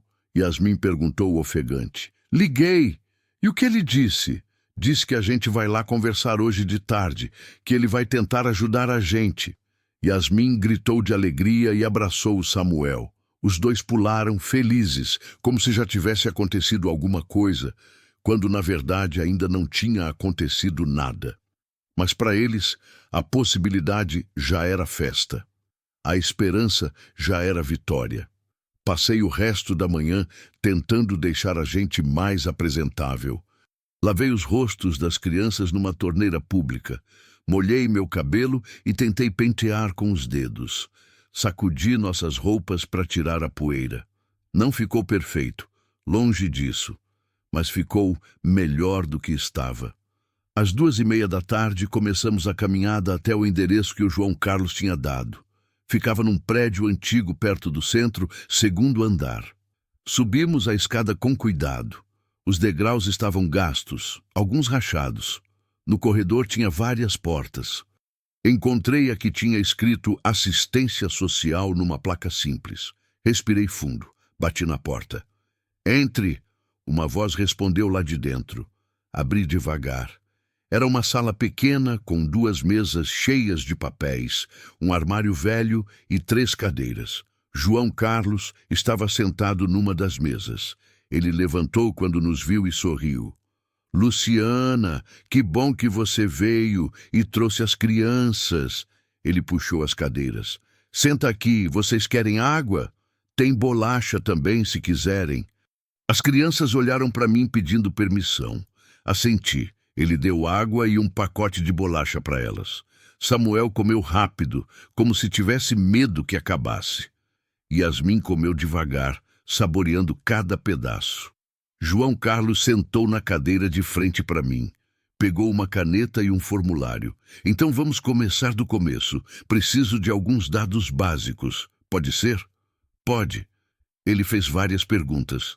Nome completo, data de nascimento, naturalidade, estado civil, quando o Ademir morreu. Há quanto tempo a gente estava na rua? Se eu tinha parentes que podiam ajudar, se eu tinha problemas de saúde, se as crianças estudavam. Respondi tudo com calma, mesmo quando as perguntas doíam, mesmo quando tocar nos assuntos me fazia querer chorar. Ele anotava tudo, atento, sem julgar. E emprego, você trabalha com o quê? Eu era costureira, trabalhava numa oficina, mas depois que o Ademir morreu, precisei sair porque não tinha onde deixar as crianças. Tentei trabalhar em casa, fazendo costuras para fora, mas não deu certo. Por que não deu? Porque eu perdi a casa, sem máquina de costura, sem materiais, sem lugar para trabalhar. Não tinha como continuar. Ele anotou. Entendi. E você gostaria de voltar a costurar? Gostaria, é o que eu sei fazer, mas agora... Olhei para os meus filhos, para os meus braços magros, para as minhas mãos calejadas. Agora eu aceito qualquer coisa, qualquer trabalho. Só preciso conseguir sustentar meus filhos. Vamos trabalhar nisso. Ele organizou os papéis. Olha, vou ser sincero contigo. A situação não vai se resolver da noite para o dia. Tem burocracia, tem tempo de espera, tem processo, mas tem coisas que a gente pode começar a fazer agora. Ele explicou os programas. O aluguel social, que podia demorar meses, mas que dava um auxílio para alugar uma casa simples. O Bolsa Família, que eu já tinha direito, mas precisava atualizar o cadastro. O abrigo temporário, onde a gente podia ficar enquanto esperava as outras coisas se resolverem. O abrigo não é perfeito, ele admitiu. Tem regras, horários, você vai dividir quarto com outras famílias. Mas tem cama, comida, banho. E o mais importante, é seguro. As crianças podem dormir sem medo. Você pode dormir sem medo. Dormir sem medo. Fazia tanto tempo que eu não dormia sem medo que nem lembrava mais como era. Quando a gente pode ir? Perguntei, a voz saindo ansiosa. Deixa eu ligar lá. Ele pegou o telefone e discou. Conversou com alguém do outro lado, explicou minha situação, insistiu, negociou, depois desligou. Consegui, tem uma vaga, vocês podem ir hoje mesmo. Hoje mesmo, não amanhã, não semana que vem. Hoje. Senti as lágrimas virem, tentei segurar, mas não consegui. Elas escorreram, molhando meu rosto, caindo no colo. Não era choro de desespero, era choro de alívio, de exaustão, de gratidão. Obrigada, sussurrei. Obrigada mesmo. Não precisa agradecer. É meu trabalho. Ele passou um papel com um endereço. Esse é o endereço do abrigo. Fica perto daqui. Vocês conseguem ir a pé. Chega lá, fala com a dona Marlene, ela já está esperando. Ela vai te explicar as regras, vai te mostrar o quarto, vai te dar roupa de cama. Peguei o papel como se fosse a coisa mais preciosa do mundo. E depois do abrigo, depois a gente continua trabalhando. Vou te ajudar a conseguir documentação atualizada, se precisar. Vou te encaminhar para programas de qualificação profissional. Vou te ajudar a procurar emprego. Vou acompanhar seu caso até vocês conseguirem sair dessa situação de vez. Ele me encarou sério. Mas vai exigir esforço da sua parte também. Vai ter que seguir as regras do abrigo. Vai ter que comparecer nas reuniões. Vai ter que procurar emprego ativamente. Eu posso abrir portas, mas quem tem que passar por elas é você. Eu vou fazer tudo certinho. Prometo. Vou fazer qualquer coisa para tirar meus filhos dessa situação. Eu sei que vai. Ele sorriu. Já vi muita gente passar por aqui. E geralmente quem mais luta são as mães. Vocês têm uma força que eu nem sei explicar. Levantei, ainda segurando o papel. As crianças me acompanharam, cada uma segurando uma das minhas mãos. João Carlos. Sim? Por que o senhor faz isso? Por que ajuda gente que o senhor nem conhece? Ele ficou quieto por um momento. Depois respondeu, porque eu também já precisei de ajuda, e alguém me ajudou quando eu mais precisava. Isso mudou minha vida. Então, agora eu tento fazer o mesmo pelos outros. É simples assim. Saímos do escritório com esperança no peito. Uma esperança frágil ainda, mas real. Descemos as escadas e começamos a andar na direção do abrigo. As crianças estavam animadas, falando ao mesmo tempo, imaginando como seria ter uma cama de novo. Eu andava em silêncio, absorvendo tudo, pensando em como a vida pode mudar rápido, como um telefonema pode abrir caminhos, como uma pessoa disposta a ajudar de verdade pode fazer toda a diferença. Quando chegamos no abrigo, um prédio simples, antigo, mas limpo, e a dona Marlene nos recebeu com um sorriso cansado, mas genuíno, eu soube que alguma coisa tinha mudado. Não era o fim das dificuldades. Eu sabia disso. Ainda tinha um caminho longo pela frente. Ainda ia ter desafios, frustrações, dificuldades.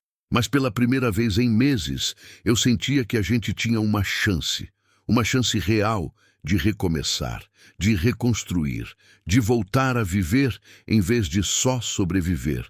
E isso, naquele momento, era tudo que eu precisava. O abrigo cheirava a desinfetante e comida requentada.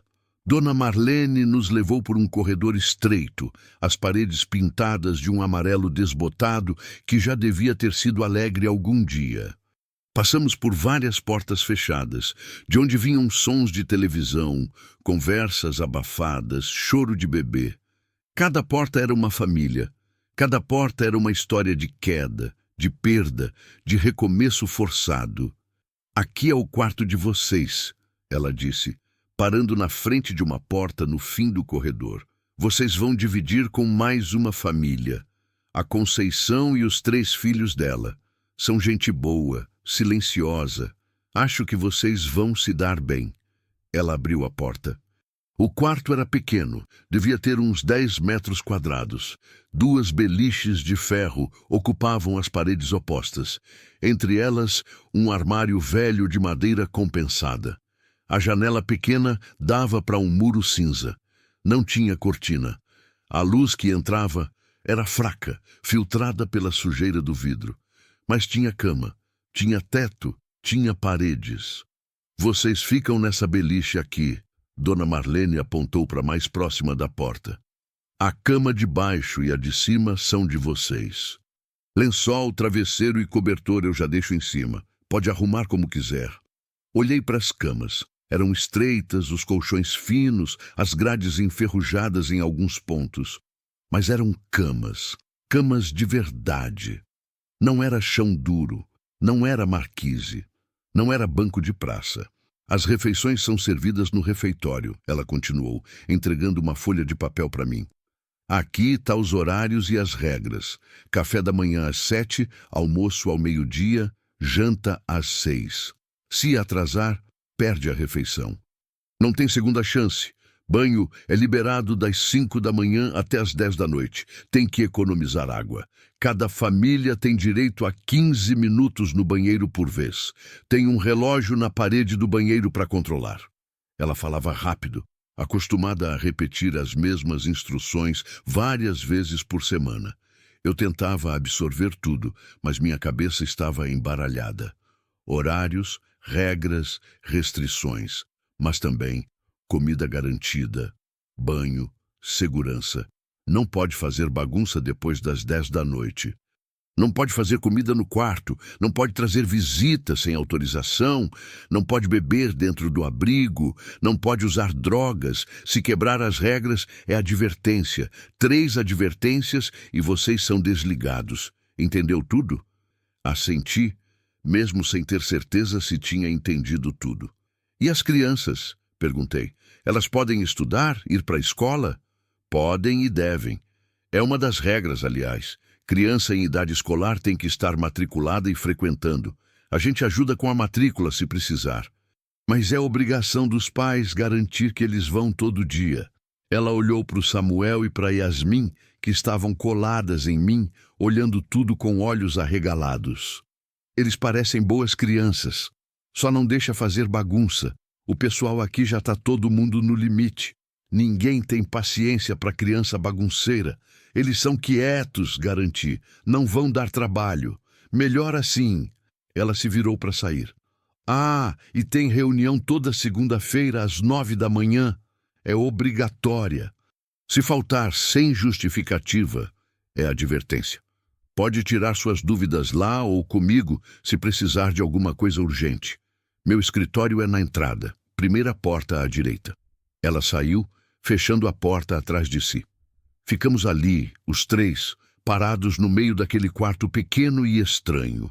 As crianças olhavam para tudo como se estivessem num lugar mágico. Yasmin tocou a cama com cuidado, como se tivesse medo que desaparecesse se ela tocasse forte demais. Mãe, essa cama é nossa mesmo? Ela perguntou, a voz cheia de espanto. É, minha filha, é nossa, pelo menos por enquanto. Por quanto tempo a gente pode ficar aqui? Era uma boa pergunta, uma que eu não sabia responder. João Carlos tinha falado que o abrigo era temporário. Algumas semanas, talvez alguns meses, dependendo de quanto tempo demorasse para conseguir o aluguel social ou um emprego que me permitisse alugar uma casa por conta própria. Mas eu não quis preocupar a Yasmin com isso. O tempo que a gente precisar, respondi. Agora vem, vamos arrumar as camas. Peguei os lençóis que Dona Marlene tinha deixado. Eram velhos, desbotados, remendados em alguns lugares. mas estavam limpos, cheiravam a sabão em pó. Arrumei a cama de baixo para mim, a de cima para os dois. Yasmin insistiu que queria dormir em cima porque parecia mais legal. Samuel concordou, feliz por estar junto com a irmã. Ajudei eles a subir. Os olhos dos dois brilhavam de uma alegria que eu não via há meses. Eles se deitaram, testando o colchão, rindo, se enrolando no lençol. "É molinho, mãe!" Samuel gritou, pulando um pouco na cama. "Muito molinho!" "Cuidado para não quebrar", avisei, mas estava sorrindo. Não conseguia deixar de sorrir vendo eles felizes. Sentei na cama de baixo, minha cama, e deixei o corpo afundar no colchão. Não era confortável. Era fino, duro em alguns pontos, com molas que pressionavam as costas em lugares errados. Mas não era o chão. Não era concreto frio. Não era papelão molhado de orvalho. Deitei e olhei para a base da cama de cima, onde os dois ainda conversavam animados, planejando como iam dormir, quem ia ficar de que lado. Fechei os olhos por um instante e senti algo que não sentia há tanto tempo que tinha esquecido o nome. Descanso. Não era paz, não era felicidade plena, mas era um descanso do corpo, da mente, do espírito que vivia em alerta constante. Era saber que, pelo menos por aquela noite, a gente não ia ser incomodada. Não ia ser expulsa. Não ia acordar com frio, com medo, com gente passando perto demais. Dormi um sono profundo, sem sonhos, sem sustos. Quando acordei, o sol já entrava pela janela suja. Levantei assustada, achando que tinha perdido alguma coisa importante. Olhei para o relógio que alguém tinha pendurado na parede. 6:30 da manhã. As crianças ainda dormiam na cama de cima. Ouvi a respiração calma delas. Samuel roncava baixinho. Yasmin estava virada para o lado, abraçada num travesseiro velho. Me levantei devagar, tentando não fazer barulho. A outra beliche ainda estava vazia. A família que dividia o quarto conosco ainda não tinha voltado, ou já tinha saído. Peguei a pasta com nossos documentos que eu tinha guardado debaixo do colchão e fui até o banheiro no fim do corredor. Tinha fila, 3 mulheres esperando, cada uma com sua bolsinha de higiene. Elas me olharam quando cheguei, avaliando. Uma acenou com a cabeça, um cumprimento mudo. Outra fingiu não ver. A terceira estava mexendo no celular, distraída. Esperei minha vez. Quando entrei no banheiro, tranquei a porta e olhei para o espelho pela primeira vez em semanas. Levei um susto. A mulher refletida ali era uma estranha. Rosto magro, olheiras fundas, cabelo sem vida, pele ressecada, marcas de cansaço profundas. Parecia ter 10 anos a mais do que realmente tinha. Parecia alguém que tinha vivido uma vida inteira de dificuldades em poucos meses. Toquei meu rosto. Passei a mão pelo cabelo embaraçado. Era eu. Era isso que eu tinha me tornado. Abri a torneira. A água saiu fria, mais forte. Molhei o rosto, deixando a água escorrer pelo pescoço, pelos ombros. Peguei o sabonete que havia num suporte pregado na parede. Sabonete comum, barato, mas que fazia espuma. Lavei o rosto com força, tentando tirar camadas de sujeira, de suor, de vergonha acumulada. Lavei o cabelo ali mesmo, curvada sobre a pia. Não tinha shampoo, então usei o sabonete. Não era o ideal, mas era melhor que nada.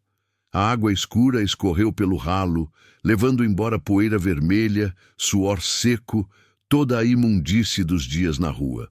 Olhei para o relógio na parede. Já tinha passado 10 minutos. Sequei rápido com a toalha velha que estava pendurada. Vesti a roupa, ainda suja, ainda velha, mas pelo menos meu corpo estava limpo por baixo. Saí do banheiro me sentindo um pouco mais humana. No refeitório, às 7 em ponto, acordei as crianças e descemos. Era uma sala grande com mesas compridas de plástico e bancos de madeira. Devia ter umas 30 pessoas ali. Mulheres na maioria, algumas com crianças no colo, outras grávidas, outras sozinhas com olhar vazio. Tinha alguns homens também, a maioria sozinha, comendo calados, evitando contato visual. A comida era servida numa janela no canto. Peguei 3 pratos de mingau de aveia, 3 bananas e 3 copos de café com leite aguado. Não era farto, mas era mais do que a gente tinha tido nos últimos dias. Sentamos numa ponta de mesa vazia. As crianças comeram rápido, faminto. Yasmin limpou o prato todo e ainda pediu se podia repetir. Não podia. Tinha uma placa na parede dizendo uma porção por pessoa. Ela ficou frustrada, mas não reclamou. Enquanto comíamos, observei as outras pessoas. Cada uma tinha uma história. Cada uma tinha chegado ali por um caminho diferente. Mas todas estavam ali pelo mesmo motivo, não ter outro lugar para ir. Uma mulher sentou perto de nós. Era jovem, devia ter uns 20 e poucos anos, com uma barriga grande de grávida. Ela sorriu fraco quando cruzou meu olhar. "Vocês são novatas?" ela perguntou. "Chegamos ontem", respondi. "Bem-vindas, eu sou a Jéssica. Tô aqui há 3 meses. 3 meses. Ela estava ali há 3 meses. Esperando o quê? Uma casa, um emprego, o bebê nascer? Quis perguntar, mas não tive coragem. "É difícil no começo", ela continuou. "As regras, os horários, dividir espaço com gente estranha, mas depois acostuma, e é melhor que a rua, né?" "Muito melhor", concordei. "Suas filhas são lindas. Quantos anos?" 7 e 4. Yasmin e Samuel. "Nomes bonitos", ela tocou a barriga. "Não sei ainda o que é. Só vou saber quando nascer. Não tenho dinheiro para ultrassom colorido." Quis dizer alguma coisa reconfortante. Mas o que dizer? Que ia ficar tudo bem? Que ela ia conseguir criar o bebê? Eu mesma não sabia se ia conseguir criar os meus. "Você tem marido?" perguntei só para manter a conversa. "Tinha. Me largou quando descobriu que eu estava grávida. Sumiu, nem sei onde ele está." Ela deu de ombros, como se não importasse, mas vi a dor no rosto dela. "Mas fazer o quê, né? Vida que segue. Pelo menos aqui eu tenho onde ficar até o bebê nascer. Depois a gente vê." Terminamos o café em silêncio. As crianças foram brincar num canto do refeitório onde tinha alguns brinquedos quebrados, um carrinho sem rodas, uma boneca sem braço, alguns livros infantis rasgados. Não era muito, mas era alguma coisa. Fiquei conversando com a Jéssica. Ela me explicou como as coisas funcionavam no abrigo, os melhores horários para usar o banheiro, quais regras eram rigorosamente aplicadas e quais tinham alguma flexibilidade. Quem eram as pessoas que a gente podia confiar e quem a gente devia evitar. "Tem uma mulher no quarto do fim do corredor", ela sussurrou se aproximando. "A Valdirene, ela tem problemas mentais. Às vezes surta no meio da noite, grita, bate nas paredes. A dona Marlene sabe, mas não faz nada porque ela não tem para onde ir. Só evita ficar sozinha com ela." Anotei mentalmente. Mais uma informação, mais uma coisa para ficar atenta.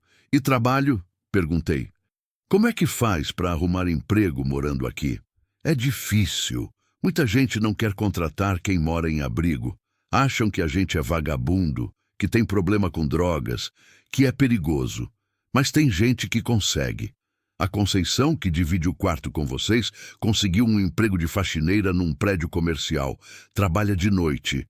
Por isso vocês não viram ela ainda. Ela sai às 6 da tarde e volta de manhã cedo." "E você? Tá procurando?" "Tava, mas agora com a barriga ninguém quer. Dizem que eu vou dar trabalho, que vou precisar de licença, que vai ser complicado. Então parei de procurar. Vou esperar nascer, depois vejo o que faço." Ela tocou a barriga de novo, um gesto quase inconsciente. "Às vezes eu penso se eu devia ter vindo para cá. Se não seria melhor ter ficado na casa dos meus pais." "Por que não ficou?" Ela ficou quieta por um tempo. Quando respondeu, a voz estava baixa, carregada. "Porque meu padrasto, ele não é boa pessoa. Não era seguro para mim ficar lá. Principalmente grávida, principalmente sozinha." Ela não elaborou, mas não precisava. Eu entendi. "Sinto muito. Foi tudo que consegui dizer. É a vida." Ela forçou um sorriso. "Mas pelo menos aqui eu tô segura. É isso que importa, né?" Passamos o resto da manhã juntas. Ela me mostrou onde ficava a lavanderia. uma área externa com 3 tanques e 2 varais compridos.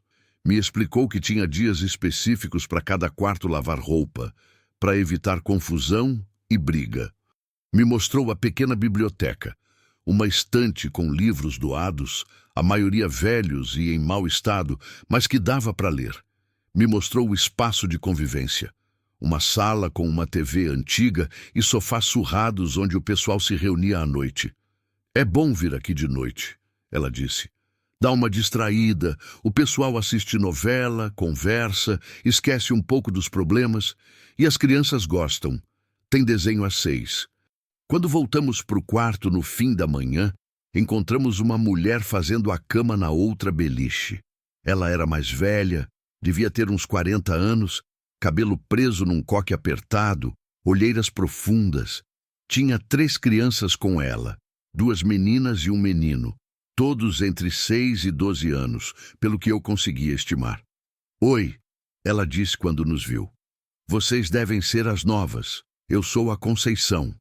Luciana. Essas são minhas filhas, Yasmin e Samuel. Ela acenou com a cabeça. Bem-vindas. Desculpa não ter estado aqui para receber vocês ontem. Eu trabalho de noite. A Jéssica me contou. Faxineira, né? Isso. Não é grande coisa, mas paga as contas. Ou pelo menos vai pagar quando eu conseguir sair daqui e alugar uma casa. Ela arrumou o travesseiro com força, socando como se estivesse batendo em alguém.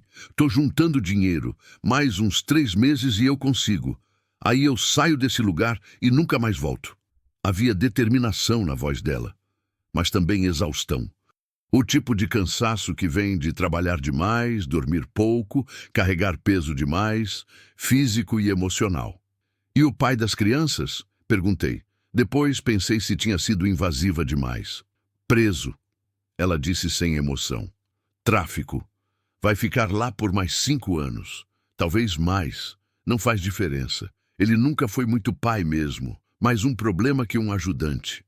As crianças dela brincavam quietas no canto, acostumadas com aquele espaço limitado, com aquela vida provisória, mas que já durava tempo demais. Suas filhas podem brincar com os meus se quiserem, ela ofereceu. É bom ter companhia, faz o tempo passar mais rápido. Yasmin e Samuel foram devagar, ainda tímidos, mas logo estavam todos juntos, brincando com o pouco que tinham, rindo de coisas simples, sendo crianças mesmo no meio de tanta dificuldade. Eu e Conceição ficamos em silêncio por um tempo, cada uma arrumando seu lado do quarto. Depois ela falou, sem me olhar.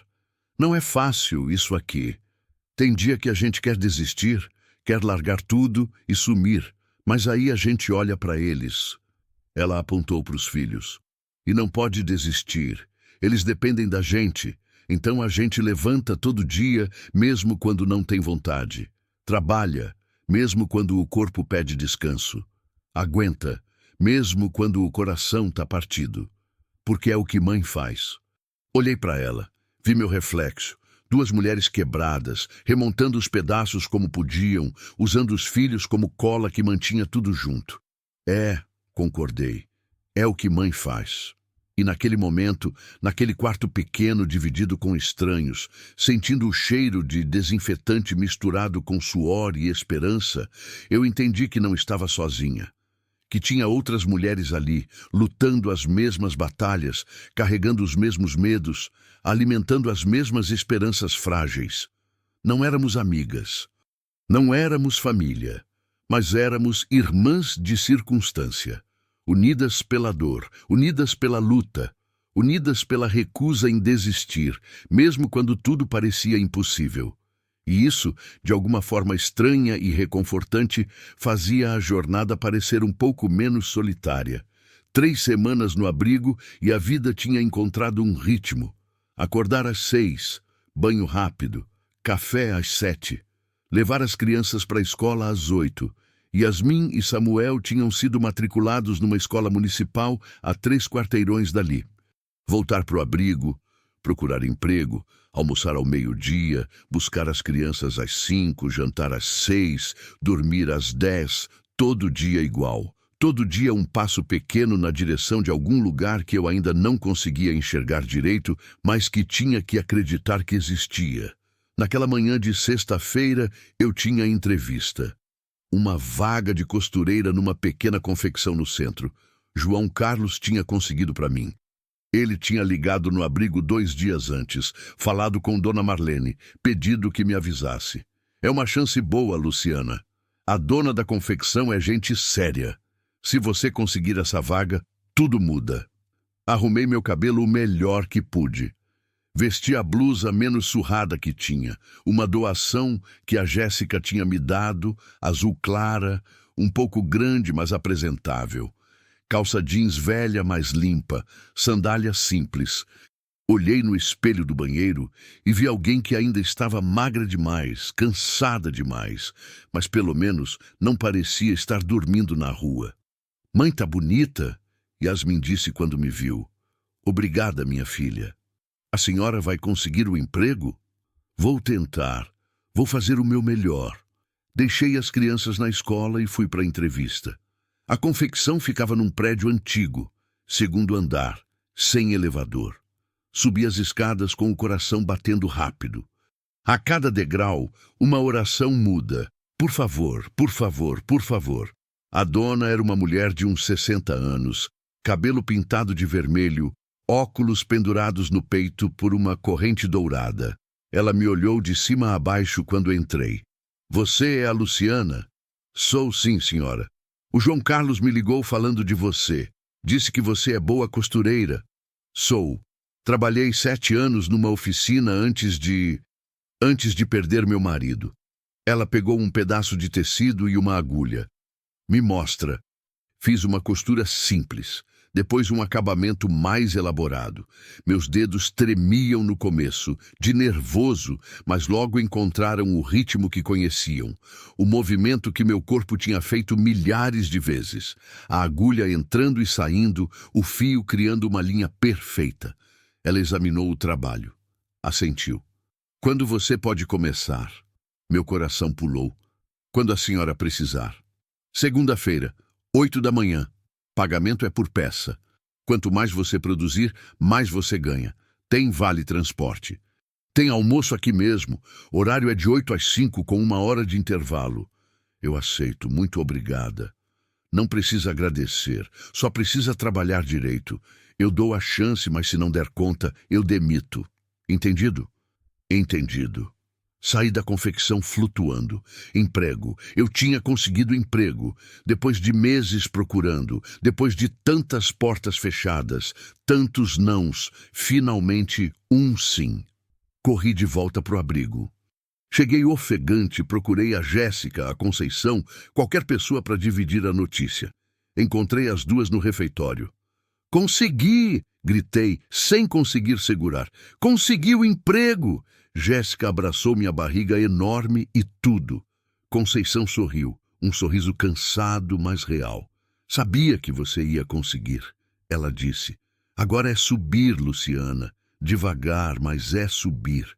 Busquei as crianças mais cedo da escola. Não conseguia esperar para contar. Quando eles saíram e me viram, vieram correndo. Mãe, por que veio cedo? Yasmin perguntou. Porque eu tenho uma notícia muito boa. Que notícia? Ajoelhei na frente deles, segurei as mãozinhas pequenas. A mamãe conseguiu emprego. A gente vai ter dinheiro de novo. Vai ter comida, roupa e um dia a gente vai ter nossa casa de novo. Yasmin começou a chorar. Não de tristeza, de alívio. Samuel não entendia direito o que estava acontecendo, mas abraçou as duas, só porque a irmã estava chorando e a mãe estava sorrindo. As semanas seguintes passaram rápido. Acordar mais cedo, trabalhar o dia inteiro, voltar cansada, mas com dinheiro no bolso. Pouco, mas era meu. Era trabalho honesto, suado, conquistado. O primeiro pagamento veio 6 semanas depois. Não era muito. Mas quando segurei aquele dinheiro na mão, senti que tinha recuperado algo que tinha perdido. Dignidade. Comprei roupa nova para os meninos. Nada caro, só o básico da loja de R$1. Mas era roupa que não tinha remendo, que não era doação, que eu tinha comprado com meu próprio dinheiro. Comprei um brinquedo pequeno para cada um carrinho para o Samuel, uma boneca para Yasmin. Vi os olhos deles brilharem como se fossem os melhores presentes do mundo. Guardei o resto, cada centavo contado, cada nota dobrada e escondida na pasta com os documentos. Porque eu tinha um objetivo agora: juntar para alugar uma casa. Uma casa pequena, simples, mas nossa. João Carlos continuou me acompanhando. Ligava toda semana, perguntava como estava indo, me orientava sobre os papéis do aluguel social que ainda estavam em andamento. Demora, Luciana. Burocracia demora, mas não desiste. Continua juntando dinheiro. Quando sair o benefício, somado com o que você junta, dá para alugar alguma coisa. Eu não desisti. Trabalhei, juntei, esperei. 3 meses depois do dia que cheguei no abrigo, João Carlos me ligou. Luciana saiu. O aluguel social foi aprovado. Sentei no chão. As pernas falharam. Sério? Sério. É pouco. R$ 300 por mês. Mas somado com o que você ganha, dá para alugar uma casa simples. Já procurou alguma? Já tinha. Tinha visto uma casinha pequena num bairro afastado. 2 quartos minúsculos, cozinha do tamanho de um armário, banheiro com chuveiro frio. O aluguel era 450. Com o aluguel social e meu salário, dava. Dava apertado, mas dava. Já achei uma. Então vamos. Vou te ajudar com a documentação, com a vistoria, com tudo que precisar. 1 semana depois, assinei o contrato. Recebi a chave.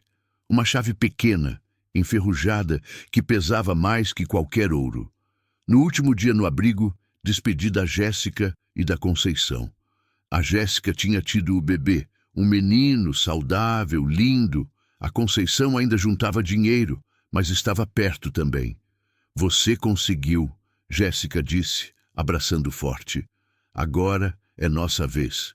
Vocês vão conseguir também. Eu sei que vão. Peguei as poucas coisas que tínhamos acumulado, roupas doadas, alguns brinquedos, a pasta com os documentos, mais nada. Mas era suficiente. Caminhamos até a casa. Demoramos quase 1 hora. As crianças reclamaram do cansaço. Mas quando chegamos na frente e eu abri a porta, tudo valeu a pena. Era pequena, era velha, tinha infiltração na parede da cozinha e o piso solto na sala. Mas era nossa, nossa. Essa é nossa casa? Yasmin perguntou, a voz cheia de espanto. É, minha filha. Essa é nossa casa. Ela entrou devagar, tocando nas paredes como se não acreditasse que era real. Samuel correu pelo corredor, rindo, gritando que tinha espaço para brincar. Eu fiquei parada na porta, olhando aquele espaço vazio que ia precisar preencher aos poucos. Uma cama, um fogão, uma mesa.